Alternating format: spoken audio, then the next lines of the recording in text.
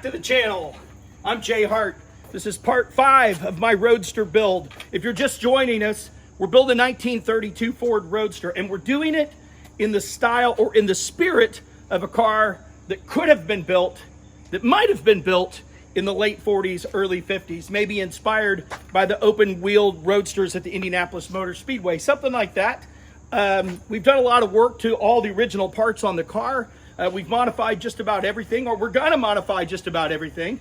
We've narrowed the back of the frame to match the boat tail. We're using a 1940 Ford hood for the boat tail top in the rear of this car. And we've sectioned the cowl 2 inches, dropped it down. We've sectioned it vertically 4 inches and narrowed it up. We put the body up on top of the frame. We've narrowed the hood tops and dropped the grill shell down in the front. Last episode, we modified a 1940 rear cross member, swapped out the 32 for the 40 cross member, got it in position, and now we're figuring out that we need to get to the front of the car and do some of the work on the front of the chassis. We need to figure out where this motor mounts, where the transmission's going to mount, get the tranny in there, get the motor in there, because our 32, we're not running a 32 engine, and that engine mounts in the front. And we're running one of the side mount engines here, so we got to figure out where these side mounts go. Now, I was just down at the, I just got back from Louisville at the Street Rod Nationals, my first time down there. I picked up a few great parts while I was down there. I spent most of my time over in the swap meet with a lot of the guys from the Tuesday night get together, and I picked up some parts. I found these. I found some engine mounts. We're going to need those because we're going to have to figure out where we're going to box this frame in. It doesn't really need to be boxed in. We're not putting a bunch of horsepower in this thing. And if we were putting a big modern engine in it or something like that, I would just be running an aftermarket frame. This is an original car. We're using original parts. But I found these, and we're going to be putting these on. I found these cool headlights. My buddy Brian, he's been on me. Now, how crazy is it that a bee bombs the camera at the exact moment I'm talking about King Bee headlights? About these King Bee headlights. He really likes them. I've got a set of headlights for this project, but he's been telling me about these King Bees. I found a set. I really wanted some old chrome, and I found a set that's got some old nickel or old chrome under it. We'll strip the paint off and see what we got on these things. I also found while I was down there, I got a couple had some patch panels for the cowl. Our cowl's a little chewed up. These were cheap enough. I couldn't afford to build them for what I paid for these. So it was nice to get these. They'll come in handy. We'll see if they line up and work well. But I also, while I was down there, I found a beautiful hood. Even though our hood is already narrowed up and it's already done, I found a nice hood and hood sides while I was down there. Great price, couldn't pass it up. These things are beautiful, really, really nice parts. But our hood sides that we had some pitted up pieces, and it was missing the top hinge. I mean, pretty easy repair, but we found some nicer ones that match some of the other parts that we have for the car. The hood sides that came with this are beautiful. I mean, they are just beautiful. It was a great price, couldn't pass it up. But the good part about that is my buddy Scott, he's been a huge help in this build. He's helped me with a lot of parts and fitment and just information. And early on, if you remember, we swapped. I gave him an extra 32 hood that I had, and he gave me the 40 car hood that we're using for this boat tail. And the hood that I had to give him to trade, it was kind of pitted. And the project that he's using these hood tops on, it really deserves some nice stuff. So I'm so glad that we found these hood tops, and hopefully that's going to make Scott super happy. But we picked up our wheels today from the sandblaster. If you remember, these were Tacoma cream, and that's not what we're running on this car. So I got them stripped. We got them back. We're going to get a coat of paint on them, like right now. I happen to have a nice old can of Dulux paint. Don't tell anyone. But we're going to put a nice coat of paint on them, a couple coats of paint on them. We'll be ready to go right out here in Mother Nature's paint booth. That's where we'll be spraying this stuff. But I had a great time down there at the Street Rod Nationals. I did make it over to the car show side. My buddy Mike took me over there, introduced me to a couple of his new friends, Penny and Mark. And Penny had a great story. They had a 32 Roadster over there. It was super cool. And it was her dad's car. Her dad had built it back 72 to 74. Denny Ball was the guy's name. And he had some help from Ron Francis on the car. and she had the car there. He had sold the car had gone somewhere else, and she was able to get the car back in its original form. And she had the car there. It was really cool. I really enjoyed it. They were wonderful people. I loved the story of getting the car back and having it there. It was just wonderful. I had such a great time. But it inspired me being down there at the Street Rod Nationals. I had a wonderful time and ate a lot of ice cream while I was there, at least 3 helpings. But we got to get back on this car. We worked out the rear cross member last week, got it set in place. Now we got to go up to the front and start working on this front end. And we're going to get to that right now. I'm super excited about it. Let's go.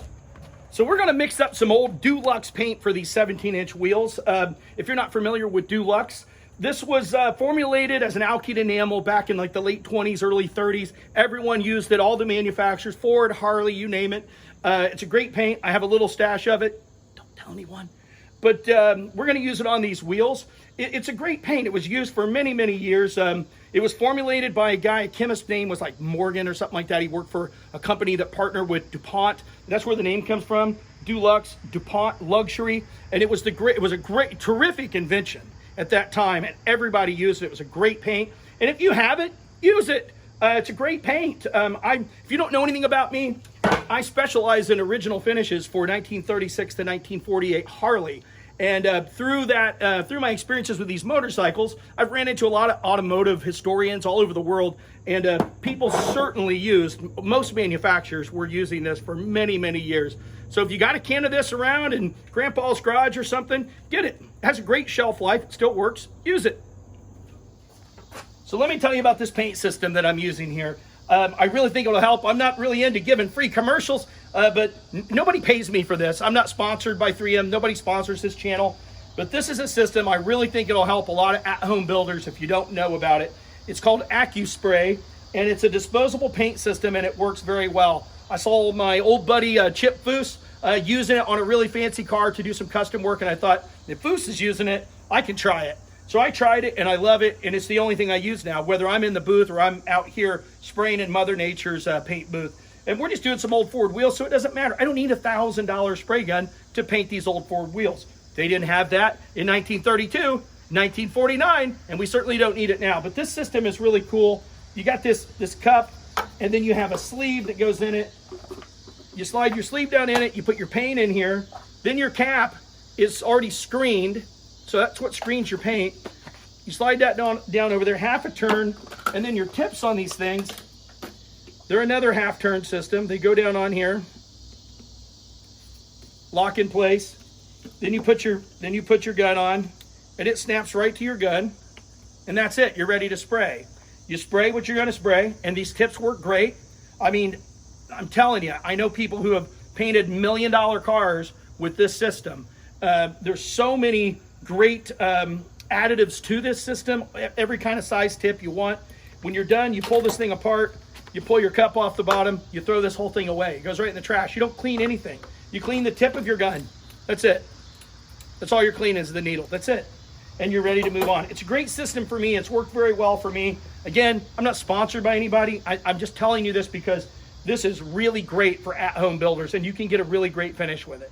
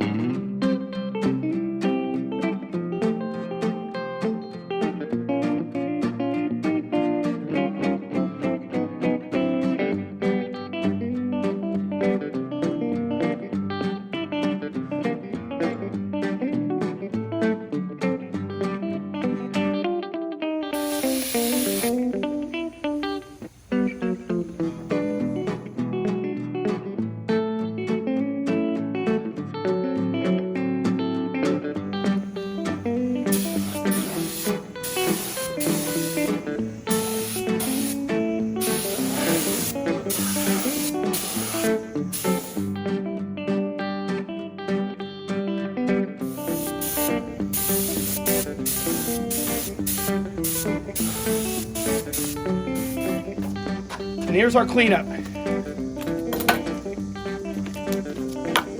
This whole thing in the trash. Little cleaner. And you're done. It's that easy. That's why I like this system. It's just so easy. Really is. There we go. Isn't that beautiful? This old original formula paint just, it lays out so nicely. A child could spray this stuff. I mean, if I could spray it, anybody can spray it.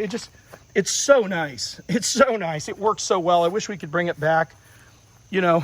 But Jay, you're gonna get bugs in your paint. Do you think there were bugs at the Ford plant? Do you think there were bugs in the Harley factory? You know, there's some original photos of guys in the 30s spraying this stuff at the Harley plant, this old DuPont Dulux. They dipped it as well. Those guys, they you know, they're not wearing a mask. They just got a rag in their pocket. And but this stuff was dipped. They had a big vat of paint, and these wheels may have been dipped at Ford as well. A lot of the more industrial parts were dipped. And then at Harley, they would dip it in these big vats, and it would go up on the ceiling, and it would actually go around on like a trolley system, a chain system on the ceiling, and dry inside the factory up above all the other workers. And if it was nice outside, there was a hatch that would open up, and it would actually go out on the roof and dry in open air. So that's the way these parts were created. That's the way they were built. I just love that we've got some original finish on these rims, and they're going to be great. I love, nothing against powder coating or modern paints, but if you have this stuff, it's nice to use it, and it works so well.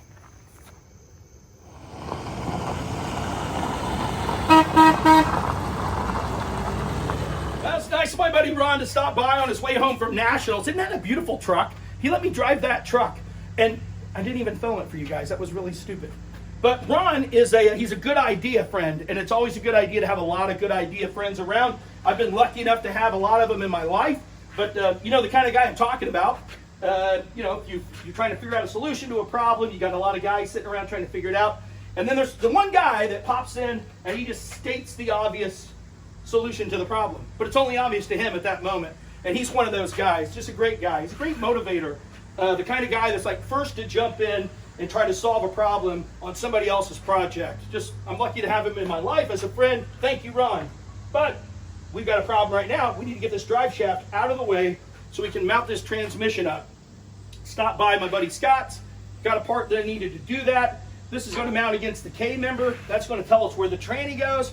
Then we're going to be able to put the engine where it goes, and we're going to be able to put these engine mounts on. Now, we got an issue because the 32 engine mounts out front to this cross member, and we've got this engine which mounts to the side off of these water pumps, so we need to put in our own engine mounts off the side. We're going to have to box in this area to do it. Now, I'm just going to box in a small section of this. We're going to have some butt joints in the boxing going down on the inside of these rails. That's no problem.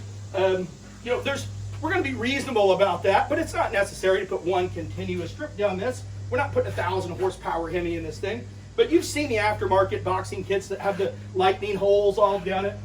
I got news for you. A welded butt joint from here to here, it's just as strong or stronger than any of those lightning holes. So we'll be fine.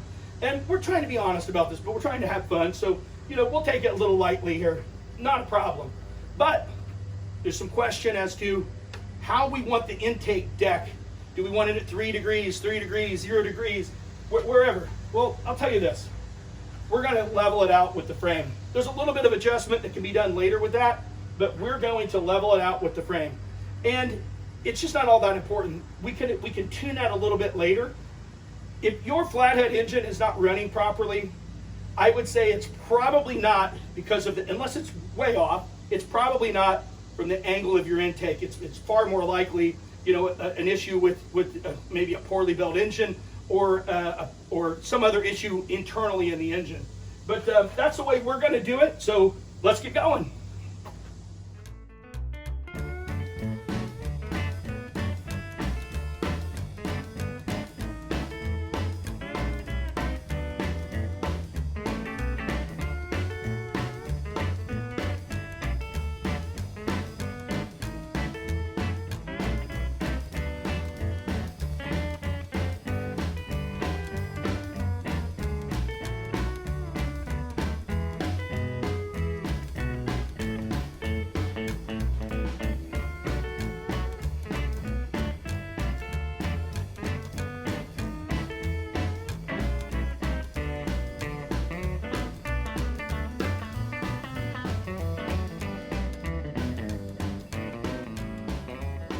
Okay, we need to get this flange bolted up to the transmission case so we can get it all bolted into the K-member. But before we do, somebody's tried to repair this, and they've left just a little bit of weld right here, and we're going to try to get that sanded off and get it flush so it'll mount up flush to the K-member.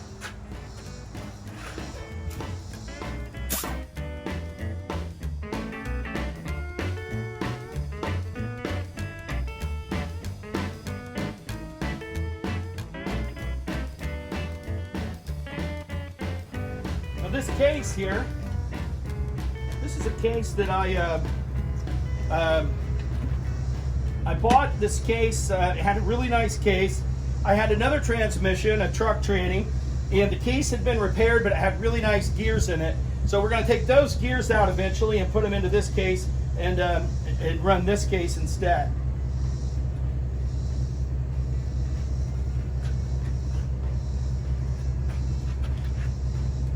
Now I'm looking at this.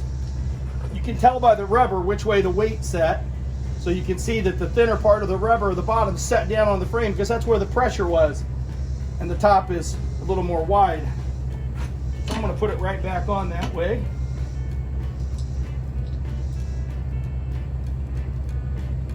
And we're going to replace some of this anyway, of course.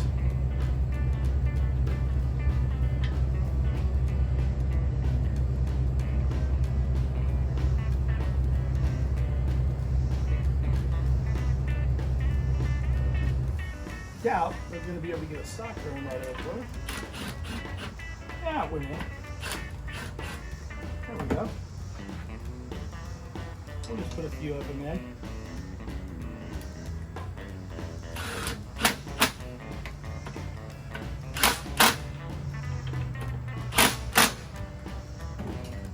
You know what? We'll go ahead and put them all in.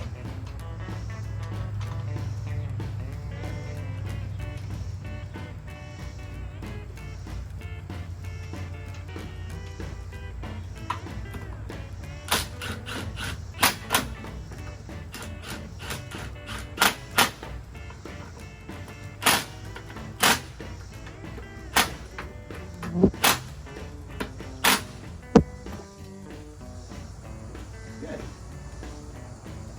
Should be good. Yeah, this case, the gears, it had a couple nasty ones in it. Some broken teeth here and there. And the other training case we have had some nice gears in it. We'll rebuild that.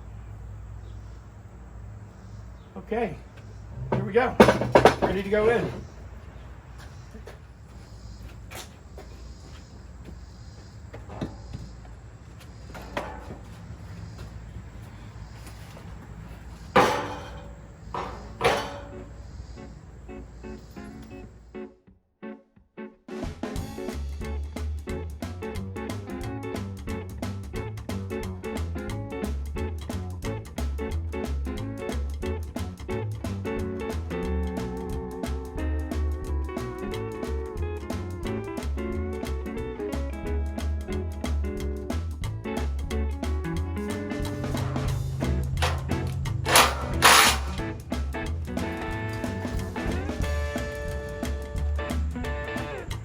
Okay, we've got the transmission bolted to the K-member.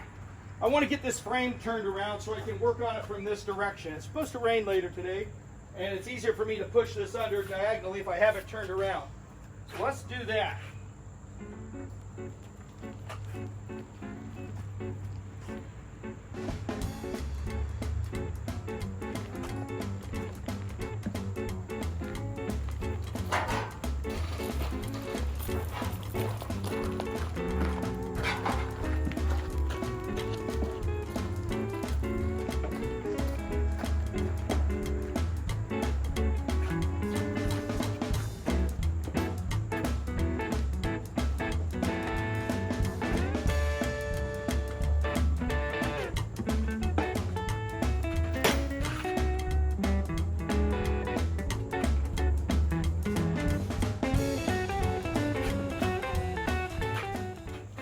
So I think the easier way to position this, because the engine's out and the frame is bare, to actually position the engine Probably have to pull the front cross member off, but I can just lift this frame right over the engine and sit it right in place. It'll be a lot easier for me to move this frame around to get it even on the transmission than it would be to stick this on a hoist and try to rock it around.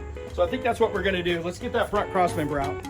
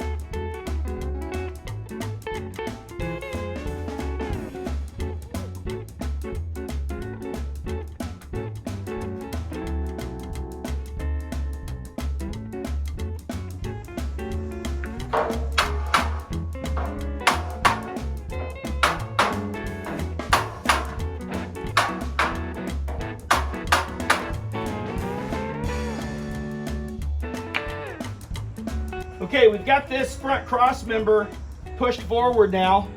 I think we have enough room. We could probably set this up over the engine. Let's check it out.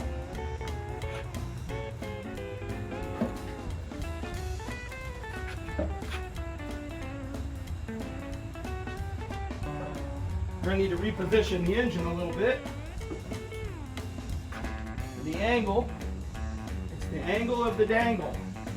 It's always the angle of the dangle. Let's see what we got here.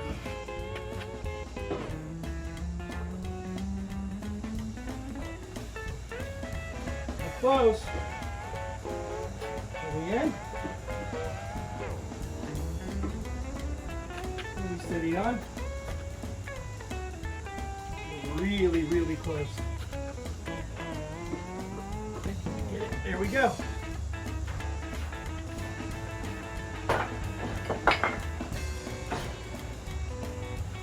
Now, should be able to position this right where we want it to be. Not that in.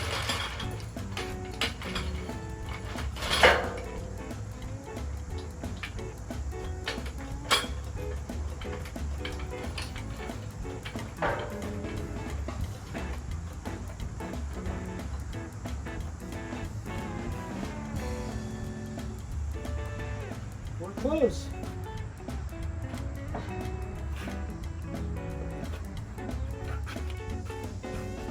I think our rear end of a frame needs to come up to line up here. Let me back over here and bring the camera over. I can show you. The rear of the frame needs to come up,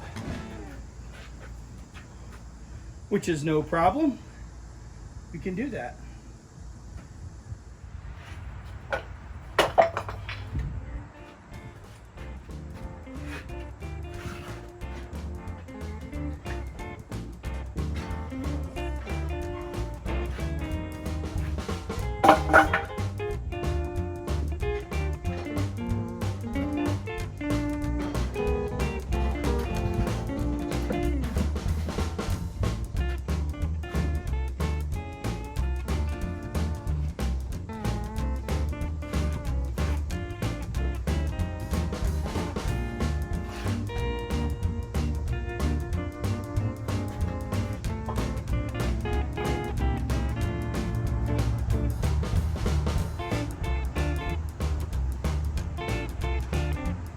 Looking pretty close right there. Grab some bolts, we'll get them started.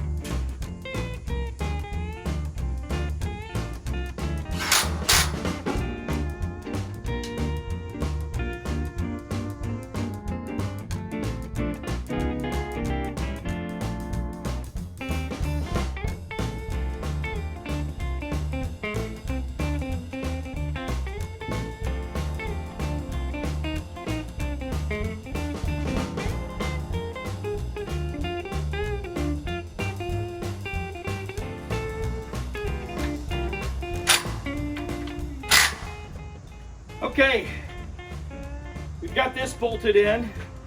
Now we need to see if we need to modify this front cross member and where it sits to this engine, and do any modifications we need to do to make that work, so we can start squaring this frame up and figure out where we need to box these plates in and get our engine mounts on. I'm gonna get this frame jacked up so we can get this rear end out from under it. We don't need that to be there right now. We get that out of the way, and then we'll be able to flex this frame around a little bit to get our engine sitting level where we want it to be. And the rear end's just kind of in our way at this point. We get rid of that, we throw a dolly up underneath this frame, and then we have an entire unit that's pretty easy to move around and flex around to get us square up front so we can start welding some stuff in.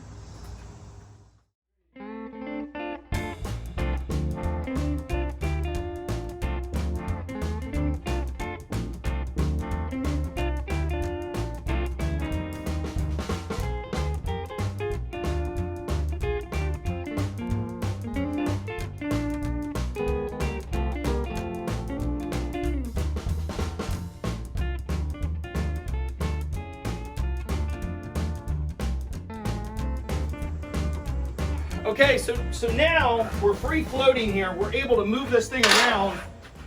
We can move this whole thing anywhere we want it to be, and see if we're going to be, and see where we're at as far as the level. We'll pull this intake off. Let's just see roughly where we're at right now with the cross member just sitting loose, where it's at, just to get us an idea about where we're at here. Okay, so we're looking really good here. I think we're in a place that we want to be. Everything's looking really square, side to side, front to back.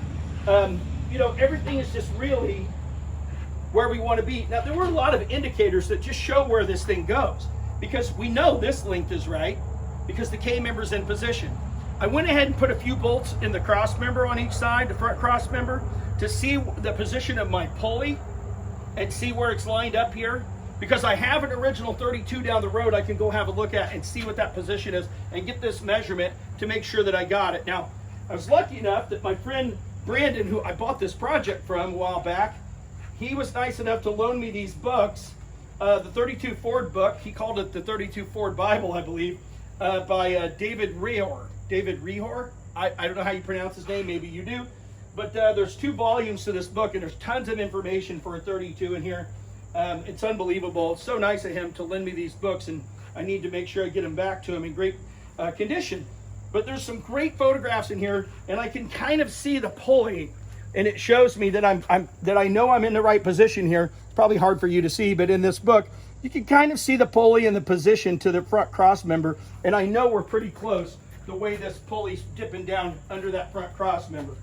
Again, I'm lucky enough to have an original 32 down the road.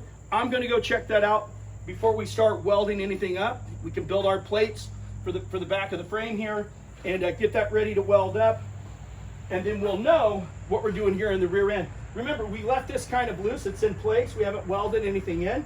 Wanted to make sure that we have this right before we move on to that. But that's going to be a huge step, because now we can move on to our drive shaft and figure out what we're going to do about our drive shaft. Are we going to convert this? Are we going to use an open drive? Or are we going to use some stock stuff and shorten it and bring it down and just use the stock drive shaft? Who knows? We'll figure it out here shortly, but I'll be right back. Okay, we're back out here again today. I want to apologize because the corn flies, the sweat bees, they are back in a big, big way, and for whatever reason, they love that camera. They love me too. But we're trying to figure out the proper position of a flathead engine in a 32 Ford frame. And we know we have this distance right because the K-member's in, the tranny bolts to the K-member, the engine bolts to the tranny. We know this distance is right, but what we don't know is that, is this angle correct? What is the height of the nose of this engine off of the frame? So after extensive research, calling all night long, around all over the country, I was on the phone with my buddy Jimmy White today out in Orange, California at Circle City Hot Rods. He's an iconic hot rod builder out there, great craftsman. Jimmy was telling me, well, whatever you do, because he was moving his shop and he didn't have an example to get this measurement from, but he said, whatever you do, make sure if you've got it all bolted up that it sits nice and relaxed in the frame. Well, it's very relaxed right where it is. And here's an interesting thing. What I have absolutely discovered is that there's not a lot of 32 engines in 32 frames. Even on restorations, a lot of the cars that I was finding, they've upgraded or changed the frame to the side mount water pump engines, and there's just, it's hard to find this measurement. Maybe you're an old hot rodder and you know this measurement, but it was kind of tough for me to find it. But I finally found it. A friend through a friend gave me this measurement from his 32 engine and his 32 frame, and what he came up with was 3 5/8. The center of the shaft to the bottom of the front cross member is 3 5/8. Now, there's a little bit of variance in that because the engine sits on these rubber pads, and these rubber pads wear out and they flatten down. So trying to figure out where it exactly is it's kind of tough. But we got 3 5/8, and that's the only measurement that I could get off an original car with an original engine and an original frame. And that's what we're going to go with. I'll show you how we're going to mount this thing up, or what our plan is. Okay, so we've got our frame just sort of floating right where it's just sort of relaxed where it is. I've got the engine on the stand still, and I've got the frame blocked up in the back, and I've just kind of let it find its happy place. And here's the interesting thing. The measurement that I got of 3 5/8 to the center of the shaft, it is almost exactly there, just relaxed where it is. So that tells us that we've got a lot of good going on here. So if we take a look at this, now there's a little bit of twist because the front is flopping around. I have it blocked up the front because I didn't know where I wanted it to be.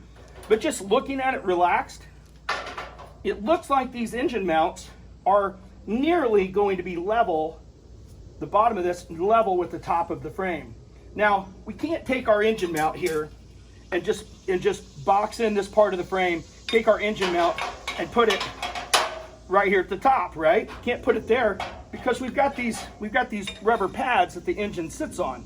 So there has to be a little bit of distance. Now, I've already installed one on this loose mount on this side and put it in. Now, here's what I like. We've got a couple of the worn out pads from an older, from a running car. So I'm going to set it up at this distance where this is relaxed. I'm going to set it up at this distance. That's where I'm going to weld that plate on. I'm not going to modify this front cross member unless I absolutely have to. If there's something I run into where I absolutely have to modify it, I like the idea of keeping the strength and integrity of this cross member. We are going to have to cut on the inside of this. Here, I'll show you. Because we're going to box it. We're going to box this in. And this part of the cross member that lips up is going to be in our way because we're going to put a flat plate across this. So we're going to have to trim this out to get this plate in so we can get our engine mounts in. But we know this is about where it goes, so I'm going to go ahead and block up the frame in the front and get it sitting in a nice solid position where we can start getting this work done. We'll cut our plates for the sides of the frame to box it in. We'll get that cut first, and then we're going to have to trim these mounts down to get them to fit. We'll trim these down and sand the back to get them to fit against that wall with them bolted up to the engine. Let's get going. It's kind of a pain in the butt to get this front cross member out. We'd have to unbolt the K member, take all this stuff back out to do it. But we've got an issue because where we need to put the plate on the inside of this frame, we need to make a cut along here and back in here. But what I'm thinking that I will do is try to make a fold in this along this line. Go ahead and cut this, notch this, to fold this ear up to keep that hole, and we'll be able to bolt in through the plate that we're going to box in the frame with. We can weld a nut on the back side of it.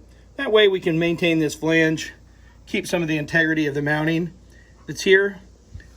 And we'll probably do the same thing in the back when we get back here to this cross member. And that way we'll always be able to remove these cross members for maintenance, repairs, any changes, while still boxing in some of the more critical areas of the frame, but still be able to swap these things out if we want to, or do some work on them. Just keep them where they're bolted in rather than just welding them all in. So thankfully I was able to move the front cross member up and kind of wiggle it out up in front and got it over here on the bench. And I've had a little bit of a change of heart. I think I'm going to go ahead and just notch this out and just remove this material altogether. I can always come back in and weld a bracket here and mount it up here on the sidewall where we're going to box the frame if I want to.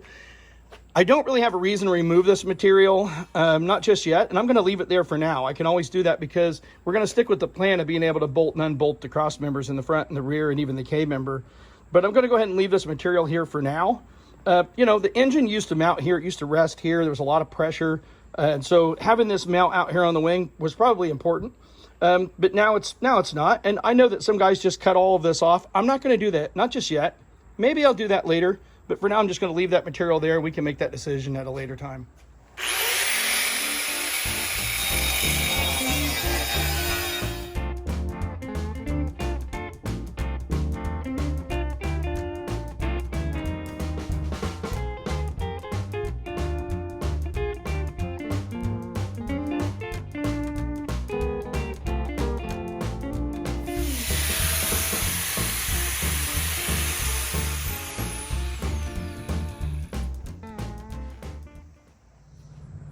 Okay, so we're just using some 1/8 wall plate for the inside of this frame. And we are going to box this all the way down eventually, but for now we're just putting it in where our engine mounts are. It's always a good idea to mark each side, no matter how symmetrical you think it is, it usually isn't. And if you're asking, Jay, why are you running 1/8 wall plate if your engine mount is 3/16? Well, it's unnecessary, and this is the plate that we have, and that's what we're going to run when we box the frame in down the car. And the shear on this, the weight of this engine is pushing down. It's not pushing in trying to collapse the wall. If it is, then something catastrophic has happened to our engine, and it's the last thing we care about. I've built a lot of different race chassis over the years that have, you know, various different kinds of mounting, and this will be just fine. There's plenty of weld on this particular part, and the reason this is 3/16 is because it's a ledge and it's hanging out, and it needs this thickness to maintain its integrity.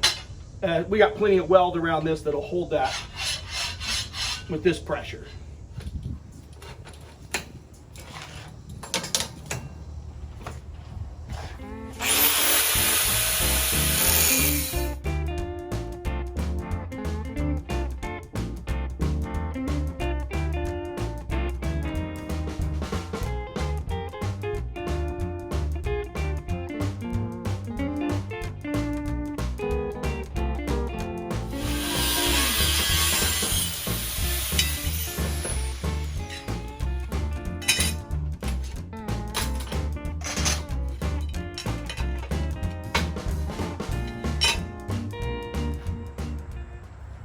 So an important part of this process, you know, you're making a structural weld. It's going to hold the weight of the engine. It's a good idea to clean the carbon off your material so you get a really nice weld. You know, if you leave this stuff on, I've already knocked this one side off. If you leave this on, you're going to get a really crappy weld. It's going to impregnate your weld. You can get a much better weld if you take the time to clean your material off. See, all we're doing is knocking this stuff off. It's a little bit of a pain in the butt, but it's well worth it.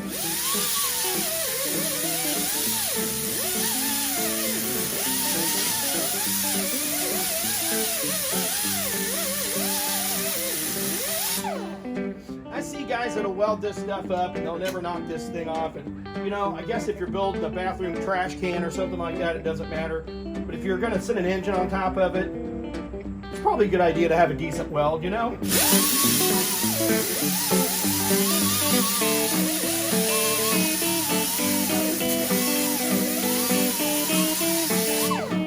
can do it in your blasting cabinet as well, you know?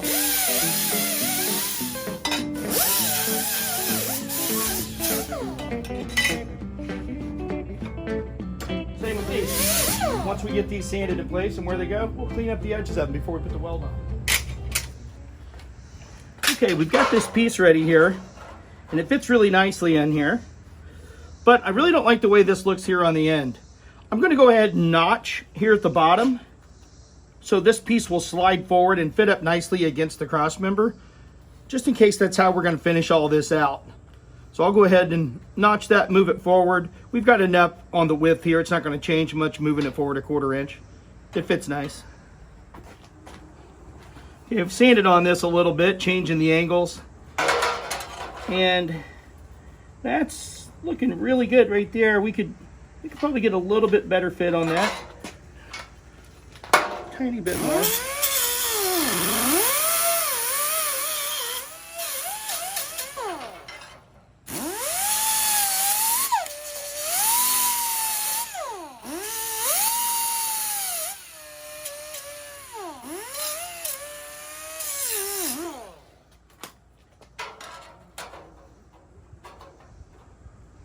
There we go. I like that a lot. That looks very nice. Happy with that. Now it'll be a much cleaner look. And again, we're going to finish this out in some way. I'm not sure exactly how yet, but we're close. We're close. Need to reposition this just a little bit. Fits nice and tightly down in there. That looks good. Let's get the other side.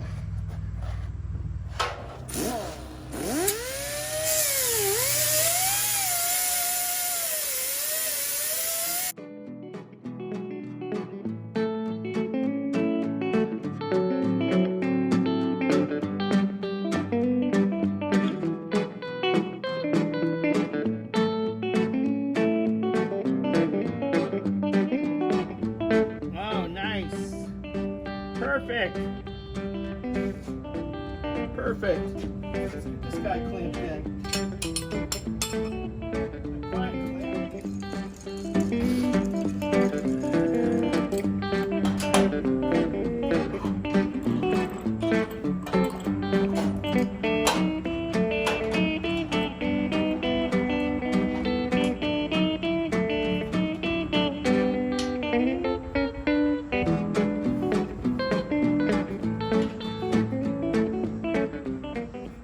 Looking good. I'll take it.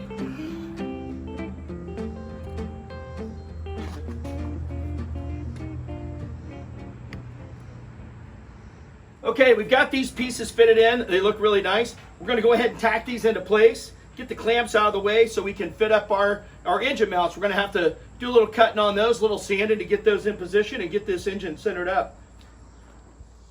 Well, I still haven't made it over to my buddy Brian's to get my welding helmet, so I'm going to be putting Grandpa's helmet to use again. But I'm using a Lincoln Electric Invertech V205T. This is a great machine, great inverter machine. A lot of people argue red, blue, and whatever else, and red is for me. Lincoln Electric was really good to me for many years. They made me a part of their race program. They sponsored me. They were very loyal to me. I'm going to remain loyal to them. I developed a lot of great personal relationships at this company. It's a great all-American company, and I really love their products. This machine's great. It's very versatile. I've had it for years. It rolls around really nicely. You know, it's just a lightweight machine. I can weld heavy stuff out here. I can go in my bathroom on 110 power and weld 1/4-inch aluminum if I need to. It's just a good machine. I really like it. I love that company. I'm always going to love that company. They were one of the first people to get behind me when I needed help way back in the day, and I'll always appreciate that from them. Let's get this thing tacked into place here.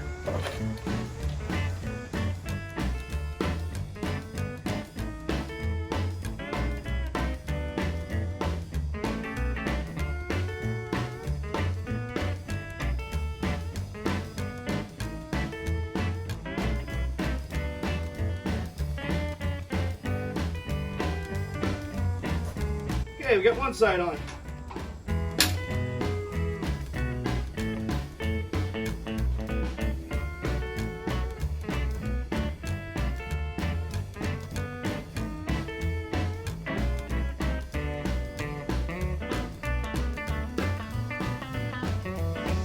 So if you're asking why I'm putting a tack on the front cross member here, we're going to remove that tack. It's just going to be smooth on that edge, but I didn't want to have to get up underneath here and tack the bottom half of this to put these mounts on. So that'll hold us in place, and we'll knock that off later. Okay, so here's a discovery. So here's the rubber in the mount. Now, without putting the mount on here, if we just put the rubber up through, and we center it in the hole, we're pretty close to the edge of the frame with just this rubber. Now, if I go over to the other side, and we've got this engine, it's floating, but it's sitting fairly square right where it's at. We do the same thing over here. We put this up in the hole. We're pretty close to the edge of the rubber. That tells us that we can at least take the material off really close to the edge of the rubber on here. That's where I'm going to make my mark. I'm going to trim it, and then we should be able to just kind of sand from there.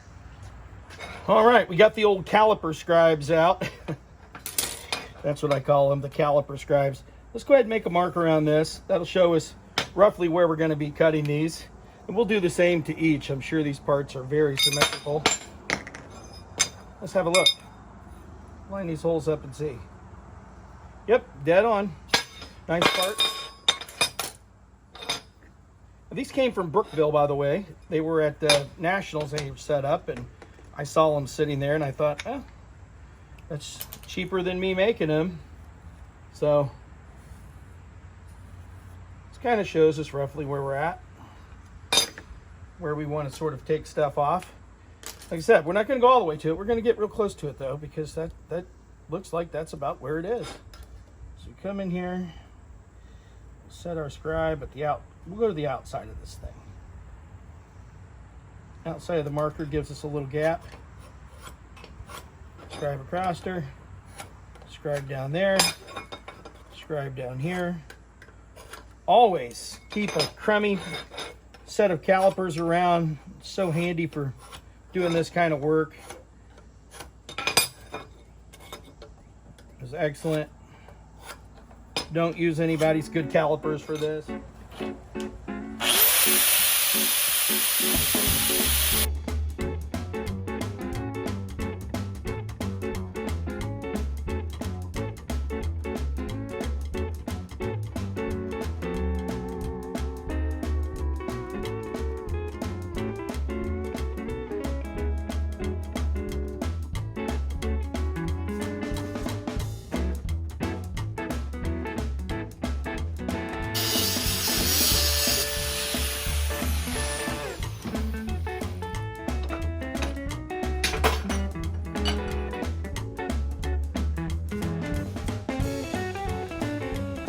Okay, we've got our mounts on, they're sitting in place. Our cuts were perfect. These things worked great. That was exactly where we needed to be. We've got them kind of just sitting loose here. We need to bring this up to get our distance, get our 3 5/8 distance here to the shaft, to the base of this. And we're gonna have to bring this frame up right to there. That's about where we'll be. We'll get this measured out. We'll lift this frame up right to there. Get that thing tacked in place. But before we do any of that, I'm gonna raise this frame up where it goes, and then I'm gonna get the cowl and I'm gonna sit it on the back of this thing, and we're gonna try to see what's going on with the back of our engine. A buddy of mine recently had an issue with that, where the back of his engine was very close to the firewall, and we're gonna see what we're looking like, because we modified all of that. We modified the cowl and the firewall, and just get a look and see where we're at. I mean, we can fix whatever the issue is, but let's just have a look before we go tacking these in place and see where we're at.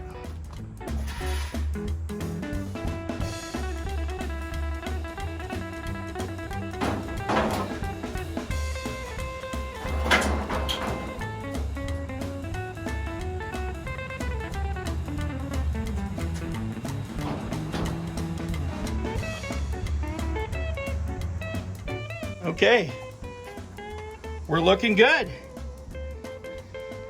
That looks great. Got nice room on this. That's what we want to see. I think plenty of space.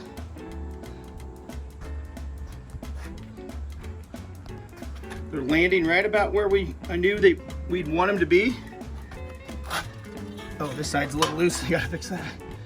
But they're landing right where we want them to be. Very happy about that. We're centered up. We'll do a little measuring to make sure we get this stuff blocked nice.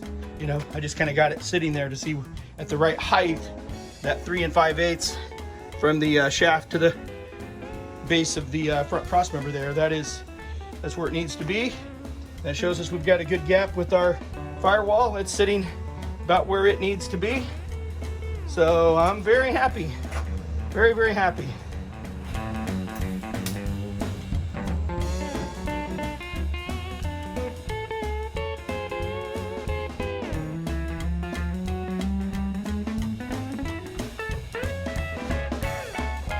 make sure this is square.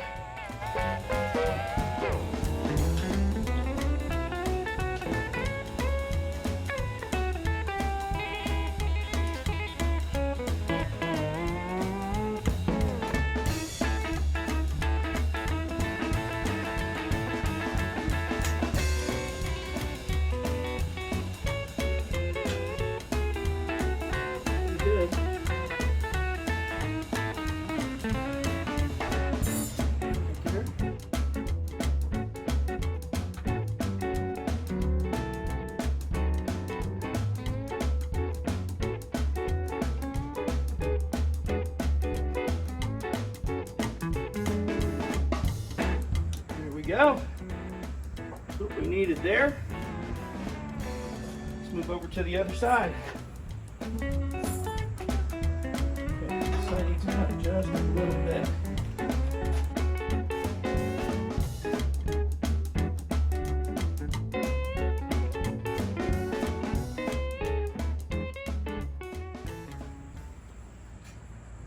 Measure, measure, measure.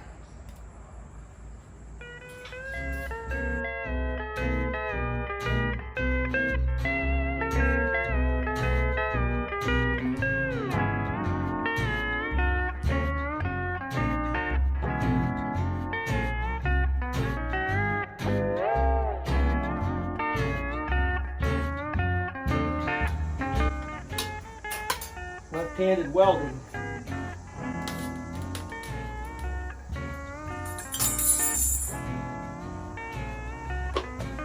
Okay. Woo! Okay, we're all tacked in. Everything looks great. Mission accomplished this week. Well, I think this was a very productive few days. I try to work on this car just a couple days a week and share it with y'all. You know, I've got a day job, antique motorcycles. I try to keep those people happy. But I'm having so much fun sharing this with you guys. I feel like it's a team effort. It's building a hot rod's a big job for one guy. So when you feel like you got a team with your liking and your sharing and your commenting and your subscribing and getting others to subscribe, it helps. I feel like I got a team going on this thing. And we really did great this week. I mean, getting that old powder coat stripped off of these wheels and getting a nice original finish on it. I just love original paint. I love original finishes on things. I just think these things look so great. And, you know, now we know where our engine goes. That was, you know what? That was kind of a chore, getting the information to know how to properly get that thing in that frame. I'm really confident in it. I really like where it's at. I feel like we really got it where it goes. And so now we can start working out our back, you know, work on our drive shaft, figure out what we got at our drive shaft, get our axle dropped and figure out what we're going to do on the front here. I've got a treat for you coming up about dropping this axle. I'm really stoked about it. I'll share it with you later, but it's going to be a lot of fun. We've really got some things in position here. Now, we've just got that tacked in the front, but one of these days, we're going to go through this thing, and we're going to have a big old weld party. And we're going to weld a lot of stuff at this at once, but I'd like to get everything tacked into place. That way we can start getting some of the finish on the other parts done, getting some things stripped, getting some things painted. You know, we can move on to other things. We don't have to spend all that time just ying, ying, ying, ying, ying.